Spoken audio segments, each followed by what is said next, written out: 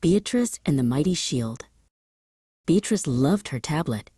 She called it the Glimmer because it brought so much brightness to her day.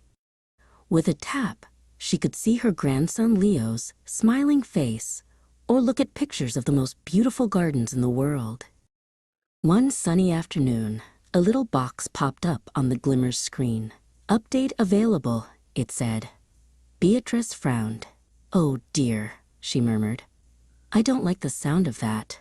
What if I break something?" The next day, while video chatting with Leo, she mentioned the mysterious message. "An update?" Leo said with a big smile. "That's great news, Grandma. Think of your Glimmer like your cozy house. The clever people who made your Glimmer are always working to keep it safe," Leo explained. "Sometimes they invent a brand new, super strong lock for your front door, or a mighty shield to protect your windows. That little update message is just their way of delivering your new mighty shield," he said.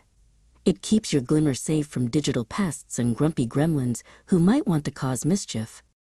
"But is it difficult to do?" Beatrice asked. "Not at all," Leo chirped. "It's the easiest thing in the world. The Glimmer does all the work for you. All you have to do is give it permission." "Just give the little box a gentle tap where it says, 'Install now,'" Leo said. "That's it. It's like saying, 'Yes, please, I'd love a new mighty shield for my house.'" Beatrice took a deep breath and tapped the button. A little bar appeared on the screen, slowly filling with a cheerful blue color. The Glimmer was busy putting on its new mighty shield. It was quiet and calm. In just a few minutes, it was done. The Glimmer blinked back on, looking just as bright and friendly as before. Nothing had changed, but Beatrice knew that deep inside, it was now stronger and safer than ever. From that day on, Beatrice never worried about that little message again.